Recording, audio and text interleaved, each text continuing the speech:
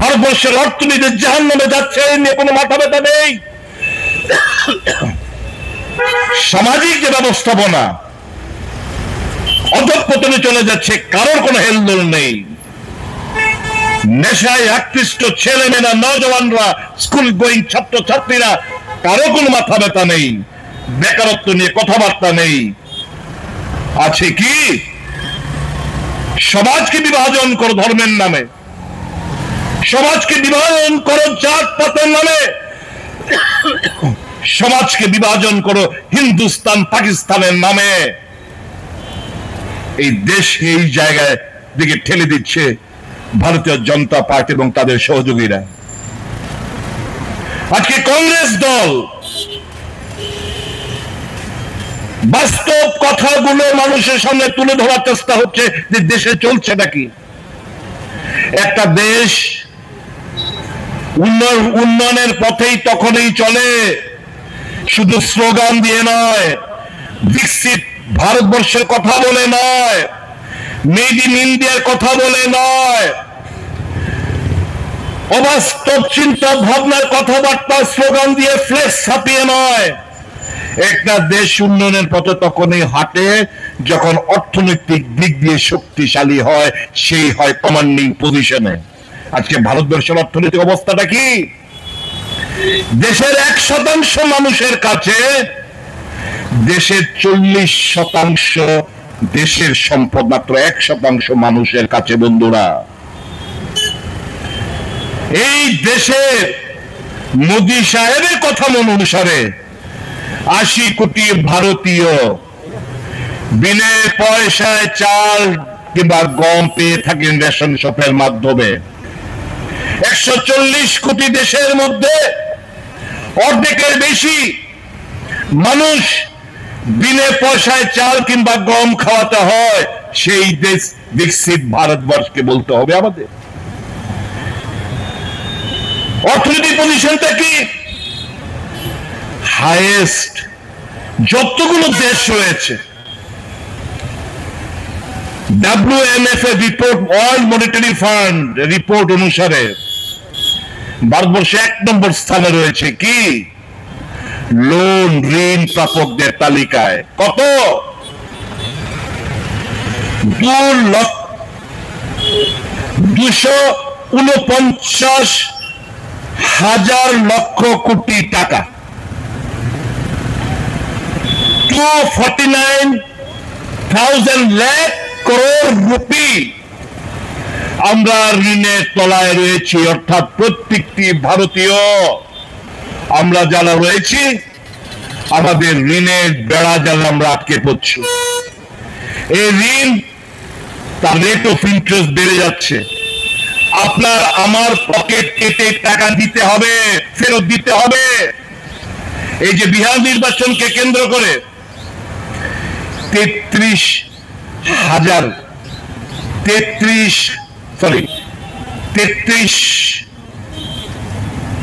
Ton, হ্যাঁ 33,000 KG সোনা আমাদের বন্ধক রাখতে হচ্ছে। কারণ ইতিমধ্যে ডলারের তুলনায় যে ভারতীয় মুদ্রা, ভারতীয় টাকা 88 টাকা ছাপিয়ে গেছে। $1 is equal to 88 rupees। অর্থাৎ এটাকে যদি আরো বেড়ে যায়, জিনিসপত্রের, মানুষের জিনিসপত্র, তেল, গ্যাস, রান্নার গ্যাস থেকে শুরু করে সমস্ত কিছুর দাম বেড়ে যাবে। কাজে বিহার নির্বাচনে প্রভাব পড়বে, কমাতে হবে। 10 দিন বাদে, 14 তারিখের পরে কিংবা ওই 11 তারিখ নির্বাচনের পরে বেড়ে যাক, কোনো মাথা ব্যথা নেই। ততক্ষণ অব্দি এইটাকে কমিয়ে রাখতে হবে। কাজে কি করতে হবে? এই ভারতের রিজার্ভ যে গোল্ড, 33,000 কেজি সোনা বন্ধক রাখতে হয়েছে রিজার্ভ ব্যাংকে। কি বলতে চাইছেন বলি সাহেব? অর্থনৈতিক দিক দিয়ে চুরমার আমরা, আমাদের টাকা কেটে, পকেট কেটে টাকা নিচ্ছে জিএসটির মাধ্যমে। जीएसटी ने प्रचार हमने महंगे कम कर दिया। कैसे कम किया? আমরা জামা কাপড়ের জিএসটি কমিয়ে দিয়েছি। বাড়িয়েছে কোথায়? সুতোয়। সুতোর মধ্যে তোমরা দাম বাড়িয়েছো, জিএসটি বাড়িয়ে দিয়েছো, আর জামা কাপড়ের তোমরা কমিয়েছো, অর্থাৎ সেম। সুতা ছাড়া তো জামা কাপড় তৈরি হইব না, জামা কাপড়ে কমাই দিছে আর সুতার মধ্যে জিএসটি লাগাই দিছে। আর কি যে আমরা খাতার মধ্যে ছাত্রছাত্রীদের খাতার মধ্যে জিএসটি কমিয়ে দিয়েছি, কোথায় বাড়ালে? কাগজের মধ্যে। তোমরা জিএসটি বাড়ালে কাগজে, আর বলছো খাতার মধ্যে কমিয়ে দিয়েছো, তাহলে কি একই অবস্থায় গিয়ে দাঁড়ায়। ভাবতে অবাক লাগে কোন দেশে আমরা বসবাস করি। সোনা এবং হীরা, দেশের অধিকাংশ মানুষের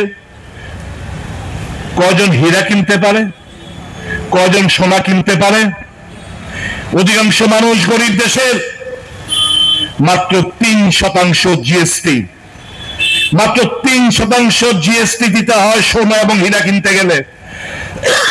আর আপনি আইএলএস হাসপাতালে যান, জিবি হাসপাতালে যান, যে টিএমসি ত্রিপুরা মেডিকেল কলেজে যান, এই যে আইসিইউতে ভর্তি হবেন, যখন মাস্ক লাগিয়ে নেবে, অক্সিজেন শ্বাস নিঃশ্বাস দেবেন, ওখানে আপনাকে বাঁচুন কিংবা মরুন, আপনাকে 12% জিএসটি ওখানে দিতে হচ্ছে আপনাকে। অদ্ভুত অদ্ভুত এই সরকার। তাই আমাদের নেতা বলছেন ये जीएसटी नहीं है गब्बर सिंह टैक्स है।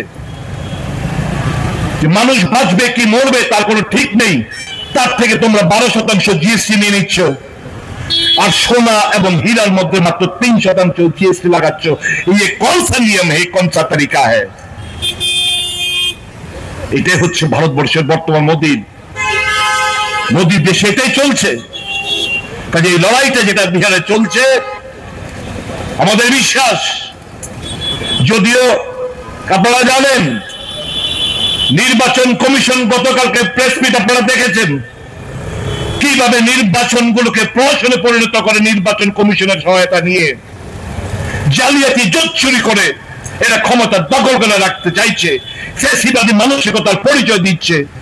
সমস্ত ইনস্টিটিউশন গুলোকে, ইলেকশন কমিশন বলুন, ইনকাম ট্যাক্স বলুন, ইডি বলুন, সিবিআই বলুন, সবগুলোকে রাজনৈতিক হাতিয়ার হিসেবে ব্যবহার করছে বর্তমানে এই ফ্যাসিবাদী সরকার। নয়তো আর কি বন্ধুরা বলুন, এই এদের বিরুদ্ধে তো লড়াইটা রাহুল গান্ধী লড়ছে, কংগ্রেস ভারতীয় জাতীয় কংগ্রেস লড়াইটা করছে। আর লড়াইটা করছে কে? এই পুঁজিবাদীদের বিরুদ্ধে। অনেক রাজনৈতিক দল সমাজতন্ত্রের কথা বলে, আদানি আম্বানির কথা কেউ উচ্চারণ করে না। আমার নেতা রাহুল গান্ধী সত্যিকারের সমাজতন্ত্রের একটা নেতা, সাম্যবাদী নেতা। সে লড়াইটা চালিয়ে যাচ্ছে যে না, দিনকে দিন ধনী গরিবের মধ্যে ফারাকটা দিনকে দিন বেড়ে যাচ্ছে, এই বাড়তে দেওয়া যায় না। দেশের বিপদ, অর্থনীতি বিপর্যস্ত হয়ে যাবে। কাজে ধনী এবং গরিবের মধ্যে লড়াইটা, যে ফারাকটা, সেটা ব্যবধানটা কমিয়ে আনতে হবে। কিন্তু না, मोदी साहब, अमित शाह, ये दो गुजराती है, इस देश को बेच रहा है। अदानी अंबानी, ये भी दो गुजराती है जो खरीद रहा है। बेचने वाले भी गुजराती दोनों, और खरीदने वाले भी दो गुजराती, अदानी अंबानी।